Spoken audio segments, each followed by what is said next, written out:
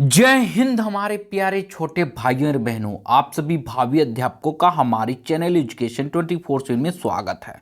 दोस्तों, मैं इस वीडियो में आप सभी को यूपी डीएलएड सेकंड सेमेस्टर के लिए मैथ का गेस पेपर लेके आया हूं। दोस्तों, मैथ का गणित का आपका गेस पेपर ये 1 लेके आया हूं और आपको इसमें मोस्ट इंपॉर्टेंट क्वेश्चन मैं आप लोग को बताऊंगा और इन्हीं क्वेश्चनों में से आपके एग्जाम में आएंगे भी। तो दोस्तों, आप लोग को आज से गेस पेपर की सीरीज चलेगी, 5 लगभग सीरीज चलेगी, 5 या 6 या 7 भी चल सकती है, समय के हिसाब से देखा जाएगा, मगर उसमें मोस्ट इंपॉर्टेंट क्वेश्चन रहेंगे और मैं गारंटी के साथ कह रहा हूं उसी गेस पेपर से आपका पेपर भी फंसने का। अगर नहीं फंसता है दोस्तों, ज्यादा से ज्यादा भी क्वेश्चन फंसेंगे, यह मेरा गारंटी है। तो आप लोग गेस पेपर को ध्यान से देखिएगा और ध्यान से पढ़िएगा। हो सकता है क्वेश्चन बदल जाए मगर फॉर्मेट वही रहेगा, इस चीज की मैं गारंटी लेता हूं, क्योंकि डीएलएड का सिलेबस ज्यादा बड़ा नहीं है। आप लोग को मैं 3-4 वीडियो में आप लोग को एकदम पूरा आपका सिलेबस जो है कवर कर दूंगा। और जो मेरी गारंटी है, मैंने आप लोगों से कहा था आपके 25 में 25 आएंगे। अगर आप मेरा कहा हुआ करते हैं तो देख लीजिएगा दोस्तों, आपके 25 में 25 आएंगे। 25 तारीख को आप 25 में 25 लाओगे, यह मेरा दावा है दोस्तों। अगर 25 नहीं तो 20 तक कोई रोक नहीं सकता, भले ही आप कितना भी कमजोर स्टूडेंट हो। और मैं यहां 0 से लेकर 100 तक आप लोग को बता रहा हूं।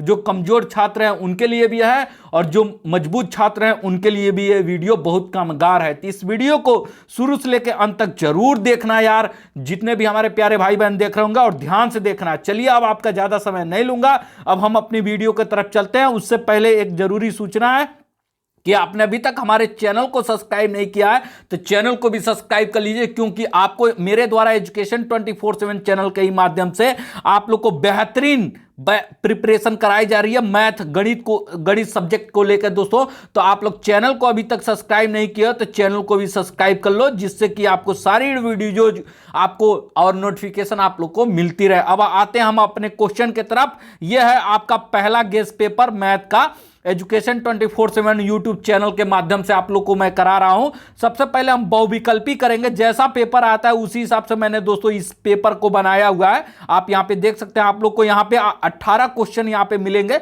लास्ट क्वेश्चन ये 18 है। आप लोग को यहां से शुरू करता हूं। पहले वस्तुनिष्ठ प्रश्न आते हैं। तो पहला प्रश्न है, कणी में 2, कणी में 4, कणी में 0.4, कणी में 0.2 में परिमेय संख्या है। इसमें परिमेय संख्या छांटना है दोस्तों, तो बहुत आसान है। इसमें देखेंगे तो ये यहां पे कणी में है। मैंने कहा था आप लोग को कोई भी संख्या कणी में दिखे तो ये समझ लेना वो अपरिमेय संख्या, मगर यहां पे परिमेय संख्या निकालना है। मगर यहां पे देखेंगे कणी में 4 है, कणी में 4 है। इसको जब बाहर करेंगे कणी से तो 2 होता है, ठीक है, 2 होता है। कणी में 4 का मान 2 होता है सिंपली। तो इसमें परिमेय संख्या 2 क्या होती है? परिमेय संख्या होती है। मैंने आप लोग को वीडियो करके बताया था। तो इसमें आपकी परिमेय संख्या ऑप्शन नंबर ए सही हो जाए, कणी में 4, ठीक है। उसके बाद से अगले क्वेश्चन पे आता है। अगला क्वेश्चन है कि 33.328 में अंक 2 का स्थानीय मान क्या होगा? यहां पे 2 ये है, इसका स्थानीय मान पूछा है, तो 2 को ऐसे ही लिख लेते हैं और इसके पहले जो संख्या है उसके जगह पे 0 लिख लेते हैं और दशमलव के बाद है तो ये हो जाता है आपका स्थानीय मान। तो इसमें ऑप्शन नंबर डी सही है, मतलब 0.2 आपका। सॉरी दोस्तों, यहां पे मैंने आप लोग को गलत, यहां पे आपका जो आंसर हो जाएगा आपका, ये आपका 0.2 हो जाएगा आपका आंसर। इस हिसाब से करते हैं, ठीक है। तो आप लोग को परेशान होने की जरूरत नहीं है, ठीक। उसके बाद से अगला क्वेश्चन है आपका, ये आपको दिखा दूं। यहां पे अगला क्वेश्चन है 2 पे पावर x प्लस 1, ठीक है। 2 पे पावर x प्लस 1 बराबर 16, तो x का मान होगा, अगर x के जगह पे 2 पे x के जगह पे हम 3 रख देते हैं तो 3 धन 1 बराबर कितना हो जाएगा? तो ये हो जाएगा बराबर 2 पे पावर 4। तो 2 पे पावर 4 का मतलब 2 गुणे 2 गुणे 2 यानी 2, 2 दूनी 4, 4 दूनी 8, 8 दूनी 16, बराबर 16 आ गया मान के नहीं। और इसमें 16 ही मान पूछ रहा है, बराबर 16 होना चाहिए। तो इस पे पावर 3 रखेंगे तो आपका हो जाएगा ऑप्शन नंबर सी सही। उसके बाद से यहाँ पे चौथे क्वेश्चन पे आते हैं। यहाँ चौथा क्वेश्चन है कि इसको आप लोग सॉल्व करके मान होगा, ठीक है। ये आपका बोर्ड मास का क्वेश्चन है दोस्तों। बोर्ड मास में कैसे लगाते हैं?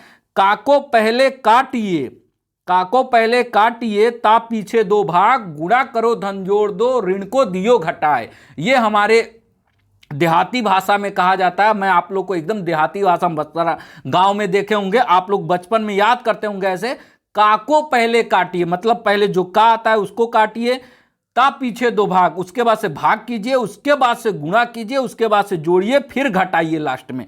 तो यहां पे सबसे पहले हम लोग इसको बोर्ड मास के नियम को करेंगे। तो सबसे पहले यहां पे का को पहले काटिए, का को यहां पे हम लोग सॉल्व करेंगे। तो का के लिए हम लोग क्या करेंगे, यहां पे मैं आप लोग को दिखा दूं, यहां पे का को इतना को सॉल्व करेंगे सबसे पहले। तो यहां पे 1/4, ठीक है, का मतलब होता है गुणा, तो 1/2, तो ये जब गुणा हो जाएगा तो 1/8 हो जाएगा, ठीक है। जब 1/8 हो जाएगा तो उसके लिए अब हम क्या करेंगे, यहां पे मैं आप लोग को लिख के दिखा दे रहा हूं, ठीक है।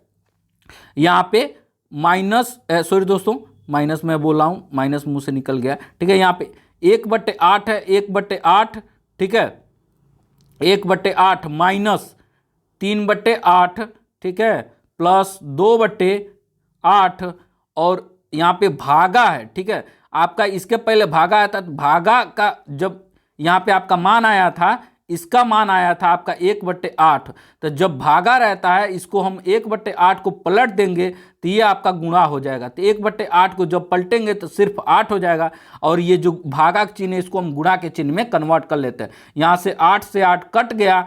अब बचा है आपका दोस्तों, यहाँ पे आपका जो नंबर बचा है 1/8, 1/8, उसके बाद से आपका बचा है यहाँ पे -3/8 और +2। तो इसको जब हम 8 और 8 का एलसीएम लेंगे तो ये हो जाएगा आपका 16, ठीक है। 8 और 8 का एलसीएम लेंगे तो आपका हो जाएगा 16, यहाँ पे 16 लिख लेते हैं। उसके बाद से 8 से भाग देंगे तो ऊपर हो जाएगा आपका, सॉरी दोस्तों 16 नहीं होगा, माफ़ी चाहता हूँ, आपका 8 ही हो जाएगा। आपका एलसीएम 8 हो जाएगा और यहाँ पे 1 हो जाएगा, और ये आपका माइनस हो जाएगा। उसके बाद से यहाँ 3 हो जाएगा, और यहाँ 1 माना जाता है तो यहाँ पे 8 ही होगा। तो यहाँ 8 दूना 16 हो जाएगा, 16। अब इन सभी संख्याओं को जोड़ देंगे तो आपका हो जाएगा, इसमें से इसको घटा देंगे तो 2 हो गया, 2 और यहाँ पे 2 हो गया। उसके बाद से 2 में 16 को घटा देंगे, ठीक है, यहाँ पे माइनस का ही चिन्ह रहेगा, यानी कि -2, ठीक है, -2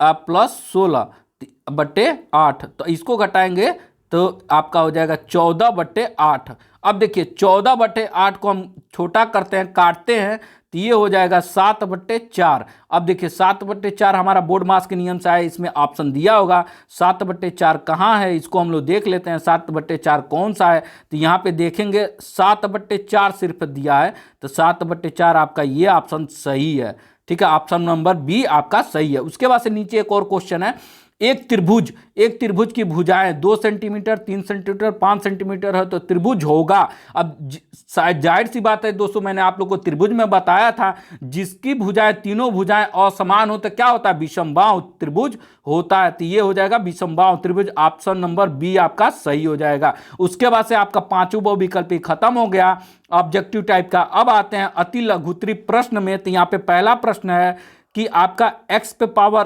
3 y माइनस एक्स वाई पे पावर 3 का गुणनखंड कीजिए। तो गुणनखंड करने के लिए दोस्तों हम लोग क्या करेंगे, इन दोनों में से, ठीक है, मैंने यहाँ पे सॉल्व किया, इन दोनों में से एक्स वाई कॉमन ले लेंगे। तो अब अंदर बचेगा क्या, x पे पावर 2 और माइनस y पे पावर 2। अब दोस्तों आप जानते हैं कि x square minus y square का आपका फार्मूला होता है एक्स माइनस वाई, और एक क्वेश्चन में, और एक क्वेश्चन में एक्स प्लस वाई। मैंने वही आपका यहाँ पे इसका जो है यहाँ पे लिख दिया है, ये जो कॉमन लिया वही कॉमन है। उसके बाद से x square minus y square का फार्मूला आता है, एक क्वेश्चन में एक्स माइनस वाई और दूसरे क्वेश्चन में एक्स प्लस वाई। तो यही आपका आंसर हो जाएगा। फिर अगले क्वेश्चन में आते हैं, 7वें क्वेश्चन पे यहाँ लिखा है, एक बगीचे में 2025 पौधे लगे हैं तो प्रत्येक पंक्ति में कितने ही पौधे लगे हैं, जितनी बगीचे में कुल पंक्तियां हैं, प्रत्येक पंक्तियां में कुल कितने पौधे लगे हैं। इसका कहने का सीधा सा मतलब है दोस्तों कि एक पंक्ति है, ठीक है, एक पंक्ति ऐसे है, ऐसे ऐसे पंक्तियां हैं, ठीक है। अब यहाँ एक पौधा लगा, एक यहाँ लगा, एक यहाँ लगा, एक यहाँ लगा, तो जितने पौधे इस रो में लगे हैं उतने ही पौधे इस रो में भी लगे हैं, ठीक है। तो ये आपका इस रो में जितने लगे उतने इस रो में लगे हैं। तो इसके लिए हम लोग क्या करेंगे, आपका लॉसर निकाल लेंगे, ठीक है, वर्गमूल निकाल लेंगे। तो इसका जब वर्गमूल निकालेंगे, लॉसर निकालेंगे, तो हम लोग सबसे पहले यहाँ पे 2025 का, तो 3 से काटेंगे तो यह आपका 675 हो जाएगा। फिर 3 से काटेंगे तो आपका 3 से करेंगे तो 225 हो जाएगा। अब फिर 3 से काटेंगे तो 75 हो जाएगा। फिर 3 से काटेंगे तो 25 हो जाएगा। फिर 3 से नहीं जाएगा उसके बाद से, अब 5 से कर लेंगे तो यहाँ पे 5 हो जाएगा। फिर 5 से 5 हो जाएगा। तो यहाँ पे हमने लिख लिया है, 3 लिख लिया, फिर ये 3 लिख लिया, फिर ये 3 लिख लिया, फिर ये 3 लिख लिया, फिर ये 5 और फिर ये 5। इसमें सीधी सी बात है दोस्तों, कहा है ये जो है रो में लगेंगे। ठीक है, रो में मैंने आप लोगों को पहले ही बताया था कि रो में लगेंगे, जितना इस रो में लगेंगे उतना ही इस रो में लगेंगे। ठीक है, इधर और इधर, तो एक एक कॉमन ले लेंगे। इसका कॉमन यहाँ पे मैंने लिख लिया, इसका कॉमन यहाँ पे लिख लिया और इसका कॉमन यहाँ पे लिख लिया। यानी कि आपका जब गुणा करेंगे तो 3 तिरिके 9 और 9 गुणे 5 यानी कि 45 आपका आंसर हो जाएगा। कुल कितने पौधे लगेंगे पंक्ति में, तो आपका 45 इस वाले लाइन में लगेंगे और 45 इस वाले लाइन में लगेंगे। तो आप लोग को इजी हो ही गया। अब इस वाले लाइन में आपके 45 पौधे लगेंगे, ऐसे नीचे तक 45 और इधर से भी 45 लगेंगे। ठीक है, आसानी से आप लोग को आंसर समझ में आ गया। फिर आगे आते हैं नीचे, 8वां क्वेश्चन है, एक वर्गाकार तार का क्षेत्रफल, एक वर्गाकार तार का क्षेत्रफल आपका 144 सेंटीमीटर स्क्वायर है। इसे मोड़कर एक आयत बनाया गया है। यदि आयत की लंबाई 16 सेंटीमीटर है तो आयत की चौड़ाई की गणना कीजिए। अब दोस्तों एक वर्ग है, ठीक है, वर्ग ऐसा ही आप सभी जानते हैं, वर्ग ऐसा ही होता है जिसकी चारों भुजाएं बराबर होती हैं। मगर इसमें क्या है, अब इसको चपटा करके आयत बना दिया गया, मतलब इस तरह का बना दिया गया। तो अब दोस्तों इसका क्षेत्रफल जो है, अब यहाँ पे 144 बताया गया, 144 इसका क्षेत्रफल हो जाएगा। ठीक है, 144 आपका क्षेत्रफल हो जाएगा। यहाँ पे मैं करके दिखा दूं, 144 आपका क्षेत्रफल हो जाएगा।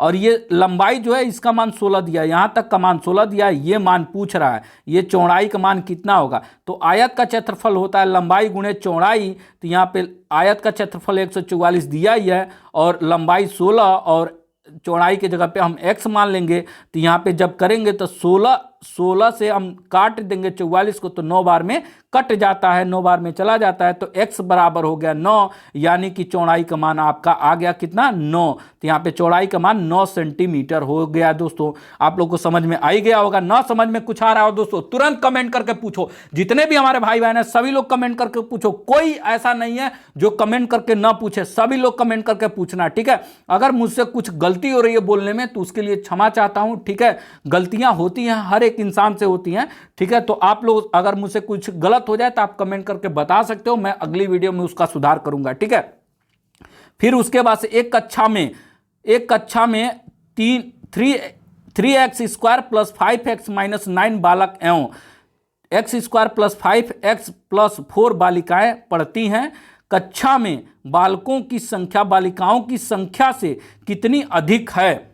ठीक है, कितनी अधिक है। अब मैं कह दूं दोस्तों, अगर आपको ये समीकरण ना समझ में आ रहा हो तो मैं कह दूं कि आपके कक्षा में, आप डीएलएड करते हो, आपके क्लास में 50 लड़कियां हैं, ठीक है, और 40 लड़के हैं, तो कितनी अधिक लड़कियां हैं आपके क्लास में। तो आप बोलोगे, घटा दोगे और बोलोगे सर कि 10 लड़कियां एक्स्ट्रा हैं, 10 लड़कियां ज़्यादा अधिक हैं। तो इसी तरह हम लोग को इसको ज्ञात करने के लिए अधिक का पूछा है तो हम लोग क्या करेंगे, घटा देंगे, लड़कों में से लड़कियों को यहाँ पे घटा देंगे। तो आपको घटाएंगे कैसे, ये देखिए, ये आपका जो है यहाँ पे लिख लेंगे। ठीक है, अब ये है लड़कियां और ये है लड़के, इनमें से घटा देंगे, माइनस का चिन्ह लगा देंगे और ये लड़कियां हो जाएंगी, ये हो जाएंगे बालक और ये हो जाएंगी बालिकाएं। ठीक है, अब घटाएंगे तो ये 3x स्क्वायर प्लस 5x, ठीक है, प्लस 9 यहाँ पे रहेगा। मगर ये चिन्ह जो है जब ये कोष्टक हटेगा तो अंदर का पूरा बदल देगा। चिन्ह का यहाँ पे माइनस x स्क्वायर हो जाएगा, फिर यहाँ पे प्लस है तो यहाँ पे माइनस हो जाएगा, और यहाँ पे प्लस है तो यहाँ भी माइनस हो जाएगा। ठीक, तो अब देखिए जब इसका चिन्ह का बदलाव कर देंगे तो यहाँ पे 5x भी है और यहाँ पे 5 है, तो 5x से 5 कट गया 5x से। अब देखिए 3x स्क्वायर है, ठीक है, यहाँ पे आपका 3x स्क्वायर है।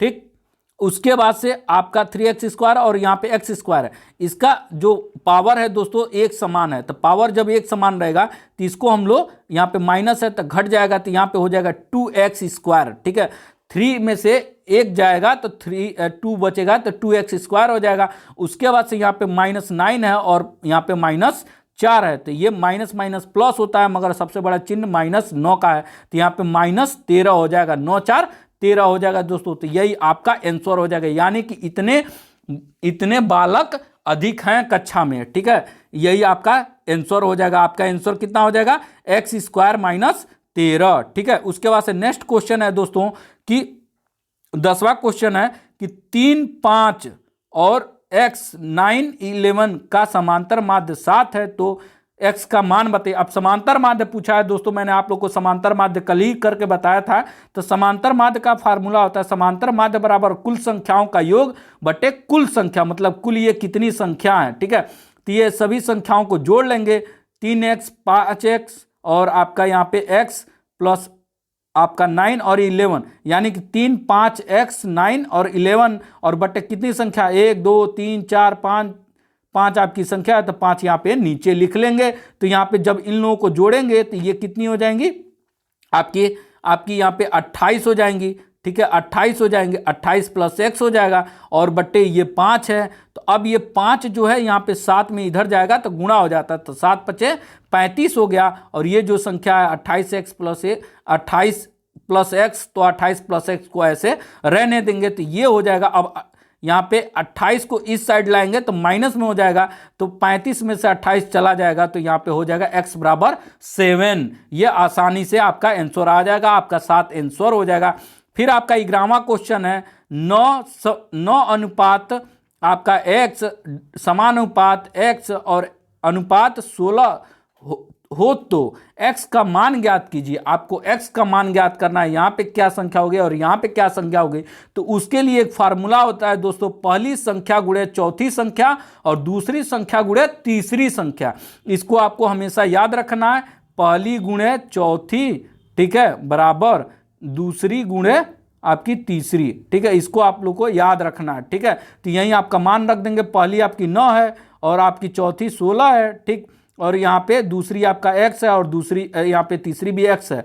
तो 16 और 9 का गुणा होगा तो 144 होता है, 16 9 144। जब 144 हो जाएगा तो उसके बाद से यहाँ पे x और x जब गुणा होगा तो x² हो जाएगा। अब जब x² = 44 हो गया तो x बराबर कितना हो जाएगा, आपका 12 हो जाएगा, क्योंकि यहाँ स्क्वायर जब इधर आएगा तो अंडर रूट में हो जाएगा, तो अंडर रूट 144 का मान कितना होता है, 12 होता है, ठीक है। अब हम आते हैं अपने नेक्स्ट क्वेश्चन के तरफ, ठीक है। अब आते हैं अति लघुत्री, आपका 11 क्वेश्चन खत्म हो गया। अब आते हैं हम अपने अति लघुत्री पे, तो यहाँ पे 12वां क्वेश्चन है, एक समबाहु त्रिभुज की ऊंचाई 3 कड़ी में 3 है, 3 सेंटीमीटर है, तो समबाहु त्रिभुज का क्षेत्रफल कितना होगा। दोस्तों मैंने आप लोग को समबाहु त्रिभुज का हर एक क्वेश्चन मैंने कराया था, 4-5 क्वेश्चन कराया था, आप लोग को याद भी होगा। मैंने एक समबाहु त्रिभुज के बारे में एकदम विस्तृत कराया था, तो आप लोग के लिए क्वेश्चन एकदम हलवा है, मैं ये जानता हूं। आपको देखिए यहाँ पे ऊंचाई दिया है, ये आपकी ऊंचाई दी है कितना, 3 कड़ी में 3, ठीक है, 3 कड़ी में 3 आपकी ऊंचाई दी है। तो h का, जबकि ऊंचाई बराबर कितना होता है, आप सभी जानते हैं ऊंचाई बराबर होता है फार्मूले में कड़ी में 3/2 गुणे भुजा, ठीक है, भुजा होता है, यानी कि भुजा को a से डिनोट करते हैं, भुजा को a से लिखते हैं। तो यहाँ पे हमने h बराबर लिख लिया है, कड़ी में 3/2 गुणे भुजा, और उसके बाद से जो आपकी ऊंचाई का मान दिया है, यहाँ ऊंचाई रख दिया है हमने कि आपका 3 कड़ी में 3, उसके बाद से आपका उसके बाद से लिख दिया फार्मूले का भी कड़ी में 3/2 और ए यानी कि भुजा। तब यहाँ से कड़ी में 3 से कड़ी में 3 कट जाएगा, ये 2 है, यहाँ पे गुणा हो जाएगा, तो ये क्या हो जाएगा, 3 दूनी 6 हो जाएगा। तो ए बराबर कितना हो जाएगा, ए बराबर 6 हो गया, मतलब आपका भुजा का मान आ गया। तो अब आपको करना क्या है, अब आपको दोस्तों अब क्षेत्रफल निकालना है, समबाहु त्रिभुज का क्षेत्रफल निकालना है। तो उसके लिए सूत्र क्या होता है, कड़ी में 3/4 a², यानी कि कड़ी में 3/4 भुजा का स्क्वायर, ए बराबर होता है भुजा होता है, ठीक है। तो यहाँ पे a² है तो भुजा का स्क्वायर होता है। तो इसके लिए हम यहाँ पे a का मान रख देंगे 6, तो 6 का स्क्वायर था, तो दोस्तों हम लोग क्या करेंगे, 6 × 6 कर देंगे। तब यहाँ पे 4 को काटेंगे 2 से, तो यहाँ पे 2 हो गया, फिर यहाँ पे 6 को काटेंगे तो यहाँ पे 3 हो जाएगा, फिर यहाँ से 2 को 6 को काटेंगे, इस वाले 6 को, तो यहाँ पे 3 हो गया। अब इन 3 का गुणा कर देंगे तो कितना हो जाएगा, आपका 9 हो जाएगा। तो 9 कड़ी में 3 सेंटीमीटर स्क्वायर आपका आंसर हो जाएगा। ठीक है। आपका आंसर 9 कणी में 3 सेंटीमीटर स्क्वायर हो जाएगा। फिर 13वें क्वेश्चन पे आता है। यहाँ पे दोस्तों, यहाँ पे ये क्वेश्चन लिखा है कि x पे power 4 y minus x y पे पावर 4 का गुणनखंड कीजिए। जैसे दोस्तों मैंने इस वाले क्वेश्चन को आप लोग को शुरू में ही इस वाले क्वेश्चन को कराया था, मैं आप लोग को दिखा दूं इस वाले क्वेश्चन को, तो ये समझिए कि ये इसका छोटा भाई है उसका, और इसका बड़ा भाई ये है, ठीक है, ये आपका इसका बड़ा भाई है। तो इसमें कोई कुछ नहीं है। आपको एक फार्मूला दे दूंगा, अपने टेलीग्राम ग्रुप में भी उसको शेयर कर दूंगा, और कम्युनिटी में अगर कहिएगा तो उसको शेयर कर दूंगा। आप लोग उससे याद कर लीजिएगा, बीजगणित से उसी फार्मूले से आते हैं, ठीक है। और अपने व्हाट्सएप ग्रुप में भी शेयर कर दूंगा। अगर आप हमारे टेलीग्राम ग्रुप से अभी तक नहीं जुड़े हो तो जुड़ जाओ, जिससे आपको हर एक इसकी पीडीएफ भी मैं शेयर कर दूंगा, वहां पर इसकी पीडीएफ भी देख सकते हो, ठीक है। तो आप लोग को करना क्या है, इसमें से एक्स वाई को कॉमन ले लेना, और एक्स वाई को कॉमन ले लेंगे तो अंदर बचेगा क्या, x पे पावर 3 और माइनस y पे पावर 3। तो आप सभी जानते हो x पे पावर 3 और y पे माइनस पावर 3 का सूत्र होता है, एक कोष्टक में x माइनस वाई और दूसरे कोष्टक में आपका x माइनस वाई और दूसरे कोष्टक में x square plus y square plus आपका एक्स वाई होता है। ये आपका फार्मूला होता है। तो मैंने फार्मूले को ही यहाँ पे रख दिया है, और यहाँ पे आपका आंसर क्या हो जाएगा, एक्स वाई कोष्टक में एक्स माइनस वाई और x square plus y square plus x y, यही आपका आंसर हो जाएगा। दोस्तों बीजगणित एकदम आसान होता है दोस्तों, बस आपको फार्मूला याद होना चाहिए। फिर अगला क्वेश्चन है कि आपका कणी में 121 प्लस कणी में 64 माइनस कणी में 0.04 और कणी में 0.16 का मान ज्ञात कीजिए। तो इसके लिए हम लोग करना क्या है, सबसे पहले कणी में से इन लोगों को हटाते हैं। तो कणी में 21 है, तो 21 का कितना होता है वर्गमूल, आप सभी जानते हैं 11 का वर्गमूल 21 होता है, ठीक है। 11 का वर्ग 21 होता है, और 64 का 8 होता है। आप सभी 8 हटाएं 64, ठीक है। 8 का गुणा 2 बार करेंगे 64 हो जाएगा, और 0.04 है तो इसका हो जाता है 0.2, जबकि 0.2 को आपस में गुणा करेंगे तो 0.04 हो जाता है, ठीक है।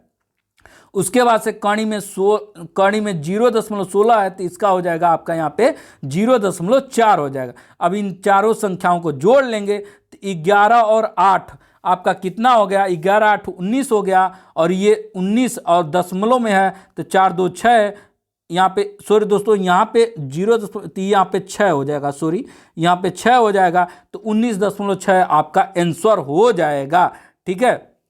उसके बाद से यहाँ पे 15वें क्वेश्चन पे आते हैं। 15वें क्वेश्चन पे लिखा हुआ है एक काम को 30 मजदूर 16 दिन में करते हैं, तो 2 मजदूर, सॉरी दोस्तों यहाँ पे 12 रहेगा, 12 मजदूर इस काम को कितने दिन में करेंगे, यहाँ पे 12 रहेगा, 12 मजदूर इस काम को कितने दिन में करेंगे। तो उसके लिए हमको करना क्या है, इसका फार्मूला आता है M1D1 बराबर M2D2, मतलब आपका कितने आदमी लगे हैं और कितने दिन बराबर आपका कितने मजदूर हैं और कितने दिन में करेंगे, ठीक है। तो यहाँ पे आपका M1 कितना दिया, 30 मजदूर, तो 30 मजदूर हमने रख दिया, और आपका D1 पहले दिन में कितना लग रहा है, तो आपका 16 दिन लग रहा है। फिर दूसरे दिन आपके कितने मजदूर लगे हैं, तो 12, और दूसरे दिन का जो काम है कितने दिनों में समाप्त होगा, दूसरा काम है, तो आपका x मान लिए। अब इसको हम लोग सॉल्व कर लेंगे, तो 16 यहाँ पे x को यहाँ पे हम लोग लिख लेंगे, और ये यहाँ इधर आ जाएगा तो बट्टे में हो जाएगा 12। तो इसको जब हम काटेंगे दोस्तों, तो यहाँ पे देखिए काटेंगे, तो यहाँ पे सबसे पहले हम लोग 4 से काट लेते हैं। तो ये 4 चौक को 16 हो गया, और ये काटेंगे 3 हो गया, 3 को अब हम यहाँ काटेंगे तो ये आपका 10 बार में कट जाएगा, तो 10 चौक को 40, आपका 40 दिन आपका आंसर हो जाएगा। मतलब 12 मजदूर 40 दिन में उस काम को कर लेंगे, ठीक है। उसके बाद से अब नीचे एक और क्वेश्चन आता है कि माध्यिका ज्ञात कीजिए। माध्यिका ज्ञात कीजिए दोस्तों, मैं इसको आपको नहीं बताऊंगा, आपको बहुत मैंने बताया है इस माध्यिका वाले क्वेश्चन पे, तो आप लोग को खुद इसका आंसर बताना है कि 4 11 16 15 12 5 7 9 10 की माध्यिका ज्ञात कीजिए। आपको सिंपल भाषा में मैं आपको बता दे रहा हूं, एक बार ट्राई आप लोग समझ लेना कि इसको सबसे पहले हम लोग क्या करते हैं, पिछली वीडियो में मैंने जिसमें माध्यिका के बारे में बताया था उसमें मैंने आप लोग को बताया था इसको सबसे पहले आरोही क्रम में लिख लेते हैं, आरोही या अवरोही क्रम में लिख लेना। तो हमने यहाँ पे आरोही क्रम में लिख लिया, आरोही क्रम में। आरोही अब क्या होता है दोस्तों, अब छोटे से बड़े के क्रम में जो लिखा जाता है उसी को हम लोग क्या बोलते हैं, आरोही लिख बोलते हैं। ठीक है, इस चीज को आप लोग को ध्यान में रखना है, छोटे से बड़े के क्रम में लिखा जाता है उसी को। तो यहाँ पे 4 5 7 9 10 11 अब ऐसे लिख लेते हैं। और ऐसे लिखने के बाद से इसमें सबसे बीच वाली जो संख्या होती है वही क्या होती है, आपकी माध्यिका होती है। तो अब सबसे बीच वाली संख्या क्या होगी आप लोग को कमेंट में बताना है। अगर नहीं बताते हो तो आप खुद इसको, ठीक है, और इसका एक फार्मूला भी होता है, मैं आप लोग को फार्मूला भी बता दूं, उसको आरोही क्रम में लिख लेना। आरोही क्रम में लिखने के बाद से इसका फार्मूला होता है n+1/2। तो n उसकी कितनी संख्याएं हैं, ठीक है, तो कितनी संख्याएं हैं, तो वहां पे आपकी संख्याएं जो थी आपकी 9 संख्याएं थी, 9 संख्याएं +1। ठीक है, सॉरी दोस्तों, एक सेकंड काउंट कर लूं कितनी संख्याएं थी। ठीक है, गलत क्यों करना है, यहाँ पे आपकी संख्याएं जो थी 1 2 3 4 5 6 7 8 9, 9 संख्याएं थी। तो 9 संख्याएं थी तो आपको यहाँ पे होता है कि 9 + 1 कर देंगे आप बट्टे 2 कर देंगे, यानी कि 10/2 = 5, यानी कि पांचवा पद ही आपका क्या होगा, पांचवा पद ही आपका माध्यिका होगा। तो पांचवा पद क्या होगा, कौन सा नंबर होगा, आप कमेंट करके जरूर बताना। आप सभी लोग बताना ईमानदारी से कि पांचवा पद जो है क्या होगा, कौन सा संख्या होगी, कौन सी संख्या होगी, सभी लोग कमेंट करके जरूर बताना। ठीक है, उसके बाद से आते हैं अपने 17वें क्वेश्चन पे। 17वां क्वेश्चन है दोस्तों यहाँ पे कि निम्नांकित चित्र में ABCD एक वर्ग है। ठीक है, यहाँ पे आप लोग देख रहे हैं एक वर्ग है, वर्ग की भुजा 7 सेंटीमीटर, यानी कि इसकी भुजा जो है 7 सेंटीमीटर है। ठीक, वर्ग के अंतराल खींचे गए वृत्त की परिधि की गणना कीजिए, यानी कि इसका मान आप लोग को बताना है। ये आपका वृत्त है, इसकी परिधि का मान बताना है। तो आप सभी जानते हैं अगर ये जो है यहाँ बराबर है तो यहाँ भी इसकी भुजाएं बराबर ही होंगी। तो यहाँ पे आप जानते हैं सेंटर से आप जानते हैं सेंटर से इधर जो होता है आर कहलाता है, सेंटर से इधर आर कहलाता है। ठीक है, ये सेंटर है तो इसके इधर आपका आर कहलाता है और इसके इधर एक आर कहलाता है, यानी कि 2r बराबर यहाँ पे 7 दिया हुआ है। तो आपका 2r बराबर 7 दिया हुआ है तो 1r बराबर आपका हो जाएगा कितना, 3.5। तो यहाँ पे वही वृत्त की परिधि में हम लोग 3.5 का मान जो है यहाँ पे भर देंगे। वृत्त की परिधि का सूत्र मैंने आप लोग को पहले ही बताया था, 2πr होता है। इस पे आप लोग को वीडियो मैं दे चुका हूं, वृत्त पे एकदम अच्छे तरीके से आप लोग को बता चुका हूं। उस वीडियो को हमारे भाई बहन अभी तक आप लोग नहीं देखे हो तो देख लो, क्योंकि आपका मैथ में अगर सोच लीजिए अगर 20 में 20 नहीं आया, 25 में 25 नहीं आया, तो ये इसकी जिम्मेदारी आपकी है। मैं आपको हर एक क्वेश्चन करा रहा हूं। मैं वीडियो उस दिन जब आपका पेपर खत्म हो जाएगा तो मैं वीडियो लेके आऊंगा और बताऊंगा मैंने आप लोग को ये क्वेश्चन आप लोग को कराया था। अगर आप नहीं करके आते तो उसकी जिम्मेदारी आपकी है। तो आप ईमानदारी से क्वेश्चन करो और अच्छे से पढ़ो। फिर उसके बाद हम लोग वृत्त की परिधि 2πr होती है तो 2πr में अपना मान रख देंगे 3.5 को यहाँ पे। ठीक है, तो यहाँ पे 3.5 को रखेंगे। यहाँ पे मैंने दोस्तों डायरेक्ट यहाँ पे लिख दिया है, जैसे यहाँ पे मैंने कहा था 2πr का मान जो होता है 7 होता है, तो यहाँ पे मैंने कर दिया r बराबर, ये इधर चला जाता है तो 7/2। तो मैंने इसका ही मान रख दिया। फिर भी इसका कोई बात नहीं, इसको मैं करके भी दिखा दे रहा हूँ। ठीक है, ऐसे ही करके दिखा दे रहा हूँ। तो यहाँ पे मैंने r बराबर 7/2 रख दिया। तो यहाँ पे 2 का 2 होता है। अब पाई का मान मैंने पहले ही बताया था 22/7 होता है पाई का मान, तो पाई का मान 22/7 लिख देंगे। उसके बाद से आपका जो है फिर 7/r का मान 7/2 है तो इसको लिख लेंगे। अब 7 से 7 यहाँ पे कैंसिल हो गया और 2 से 2 यहाँ कैंसिल हो गया, अब बचा सिर्फ है 22। तो 22 सेंटीमीटर आपकी क्या हो जाएगी, ये परिधि हो जाएगी। परिधि आपकी कितनी हो जाएगी, 22 सेंटीमीटर आंसर हो जाएगा। फिर 18वें क्वेश्चन पे हम लोग आते हैं। 18वां क्वेश्चन है कि निम्नांकित चित्र में ABCD एक त्रिभुज है। ठीक है, एक त्रिभुज है। AB के मध्य बिंदु D और AC के मध्य बिंदु E को मिलाया गया है। यदि BC की माप 6 सेंटीमीटर है तो DE की माप क्या होगी, तथा BC और DE में क्या संबंध होगा, संबंध बताना है दोस्तों, और इसका माप भी बताना है, डी का माप कितना होगा, कितना सेंटीमीटर होगा। तो इसको बताने से पहले मैं आप लोगों को बता दूं दोस्तों, इस वीडियो को अगर शेयर भी देखने के बाद से शेयर नहीं करते हो तो शेयर जरूर करो। आपके हर एक प्रशिक्षु भाई बहन को, आपके दोस्त को, आपके कॉलेज का ग्रुप है, आपका डीएलएड का ग्रुप है, उसमें इसको जहां तक हो सके तहां तक शेयर करो। इसका लाभ सभी को मिलना चाहिए दोस्तों, अकेले इसका लाभ न लो। ज्ञान बांटने से दोस्तों ज्ञान बढ़ता है, तो आप सभी अपने भाई बहन के साथ, सभी के साथ शेयर करो। मैं आपके लिए इतना मेहनत से आपके लिए नोट्स बना के, आपको कॉपी पे लिख के हैंड राइटिंग का नोट्स आप लोग को प्रोवाइड करा रहा हूं, आप लोग को एक एक क्वेश्चन अच्छे से करा रहा हूं। तो आपका कर्तव्य बनता है इस वीडियो को ज्यादा से ज्यादा शेयर करना और लाइक करना। लाइक करने से आपका कुछ जाता नहीं, अगर आपका कुछ जाता होगा दोस्तों लाइक करने से तो मत लाइक करना, अगर आपका कुछ नहीं जाता है तो लाइक तो जरूर करना। मैं इतना जानता हूं लाइक करने से आपका कुछ जाता नहीं है, बस मुझे भी उससे कुछ मिलता नहीं है दोस्तों, ये भी मैं बता दूं। बस उससे मुझे थोड़ा सा अच्छा लगता है कि आप लोगों को मेरी वीडियो को पसंद कर रहे हो, इस चीज की भावना होती है। तो अगले वीडियो में और भी मेहनत के साथ बनाता हूं और जोश के साथ बनाता हूं, इस चीज का आप लोग ध्यान रखेंगे। मेरे जोश को आप लोग ठंडा नहीं होने देंगे, ना ही मैं आपके जोश को ठंडा होने दूंगा। आपके परीक्षा के समय तक मैं आपके साथ हूं और साथ रहूंगा, और परीक्षा के बाद भी आपके साथ रहूंगा, क्योंकि परीक्षा हो जाएगी तो पेपर का साल भी मैं आप लोग को कराऊंगा। ठीक है, अब आते हैं अपने क्वेश्चन पे। यहां पे सबसे पहले त्रिभुज यहां पे दिया हुआ है क्वेश्चन में, ठीक है, क्वेश्चन में ये त्रिभुज दिया हुआ है। ये कह रहा है त्रिभुज कि आपका, देखिए त्रिभुज में कह रहा है कि, देखिए यहां पे कह रहा है कि जो आपका ये ए है, ये बी है, ये सी है, ये डी है, ये ई है। तो कह रहा है बीसी की माप 6 सेंटीमीटर, ये 6 सेंटीमीटर है।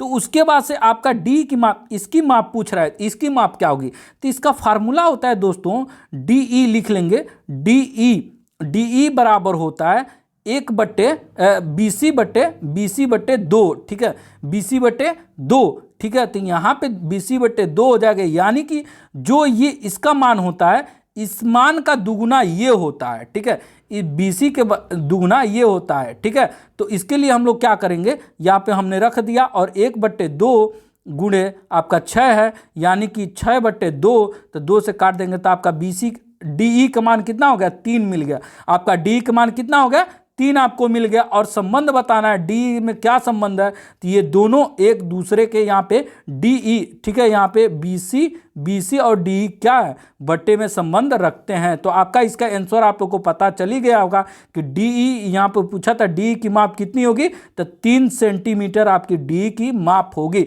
दोस्तों मैंने यहाँ पे 18 के 18 क्वेश्चन आप लोग को सही से कराई दिए हैं, और इस पेपर को मैं, इस गेस पेपर को आपको टेलीग्राम ग्रुप में भी शेयर कर दूंगा और अपने व्हाट्सएप ग्रुप में भी शेयर कर दूंगा। तो दोस्तों आप अभी तक हमारे व्हाट्सएप ग्रुप और टेलीग्राम ग्रुप से नहीं जुड़े हो तो जुड़ जाओ, इस वीडियो को डिस्क्रिप्शन में उसका लिंक दे दूंगा, वहां से आप जुड़ सकते हैं। आपको और आगे भी आप लोग को ऐसे ही गेस पेपर आप लोग को आगे मिलता रहेगा। और मेरे जोश बढ़ाए रखने के लिए आप लोग इस वीडियो को लाइक करो, शेयर करो, और अभी तक चैनल को सब्सक्राइब नहीं किया तो चैनल को भी सब्सक्राइब करो, क्योंकि यूपी डीएलएड की सबसे बेहतरीन प्रिपरेशन हमारे द्वारा एजुकेशन 24/7 चैनल के माध्यम से ही कराई जाती है। और न्यूज भी आप लोग को, डीएलएड की न्यूज सबसे पहले और सबसे सटीक न्यूज भी हमारे ही द्वारा आप लोग को दी जाती है। आप सभी लोग जानते हो, जो लोग मुझसे पहले से जुड़े हैं उनको पता ही होगा। तो दोस्तों चैनल को सब्सक्राइब नहीं किया तो चैनल को भी सब्सक्राइब कर लो। चलो फिर अगले वीडियो मिला जाएगा अगले गेस पेपर के साथ। तब तक दोस्तों जय हिंद, वंदे मातरम।